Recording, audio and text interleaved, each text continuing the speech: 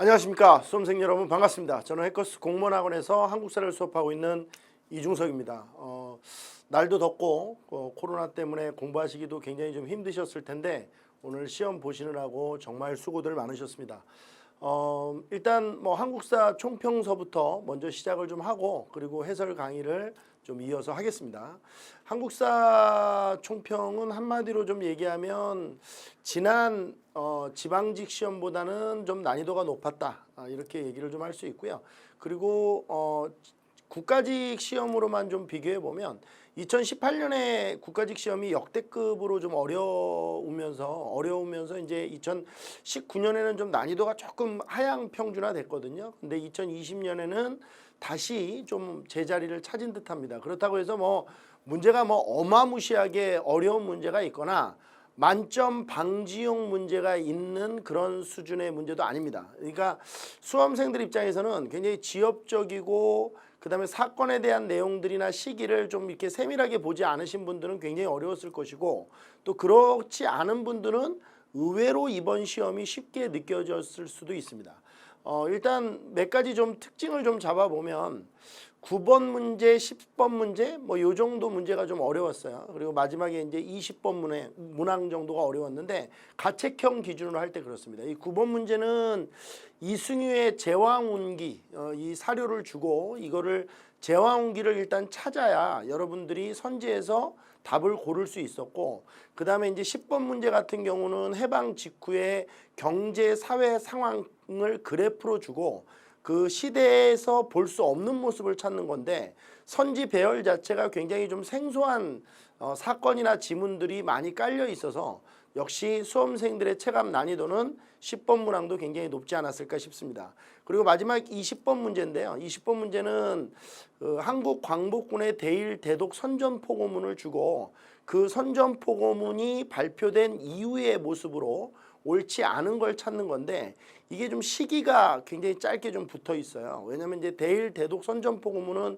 그 1945년 12월에 발표가 되는데, 이 4번 선지의 대한민국 건국강령 조소왕의 삼균주의가 45년 11월에 1개월 전에 발표되는 내용이거든요. 물론 이제 꼭 1개월 전이라고 해서 문제를 푸는 정답을 고를 수 있었던 건 아니고 1번부터 3번까지의 내용이 이제 시간이 뒤시기이기 때문에 소거를 해 나가면 충분히 문제를 풀 수 있었을 텐데, 아무튼 수험생들의 체감 난이도는 높았을 것이다, 이렇게 예상을 좀 해봅니다. 그리고 문항별 비율을 좀 볼 텐데, 이 문항별 비율에서도 좀 특징이 나타나죠. 선사에서는 한 문제가 나왔고요. 구석기 시대에 한 문제가 나왔는데, 구석기 시대의 한북 종성 동관진이라는 그 지역을 자료로 주고 구석기 시대를 묻는 문제가 출제가 되었고요.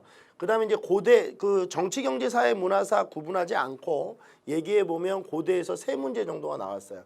일반적인 문항 비율로 보면 고대가 한 4문제 정도는 나오거든요. 근데 이제 고대 부분도 한 문항 정도 이렇게 줄어들었다, 이렇게 보시면 되고, 고려는 뭐 4문항 정도 뭐 맞아요. 고려는 4문항 정도 맞는 게 보편적으로 나오는 거니까 고려는 문항 수가 잘 알맞게 배열돼서 나온 것 같고, 문제는 이제 이겁니다. 이 조선이 3문제인데 여기서 한 문제, 여기서 2문제 정도가 줄어든 것 같아요. 이것이 이제 근대사랑 일제시대로 다 넘어갔습니다. 그래서 근현대사 문제가 무려 9문제가 출제되는 이 말도 안 되는 이 문항 비율을 보이고 있습니다. 근데 제가 뭐 제 자랑이 아니고, 제가 이번에 국가직 준비할 때 그 3주 정도 남았을 때 근현대사 집중 동형 모의고사를 학원에서 진행을 했었거든요. 그래서 근현대사만 집중적으로 다뤘었어요.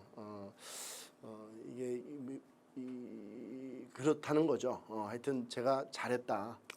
근데 또 뭐 수업은 수업대로 진행을 했는데, 문제를 보면 또 수험생들이 느꼈을 난이도는 또 이제 체감 난이도는 다를 수 있으니까 일단 해설을 좀 해가면서 그렇게 좀 진행을 할 수 있도록 하고, 이번 국가직 2020년 7월 11일에 치러졌던 국가직 한국사의 특징은 한마디로 적절한 난이도에서 출제가 되었고, 공부를 하신 분과 안 하신 분의 난이도를 좀 그러니까 적절하게 가를 수 있을 정도의 난이도가 잘 맞춰서 나왔고, 근현대사 비중이 너무 높아서 뒤쪽 부분이 좀 잘 안 돼 있는 분들은 체감 난이도가 더 높았을 것이다.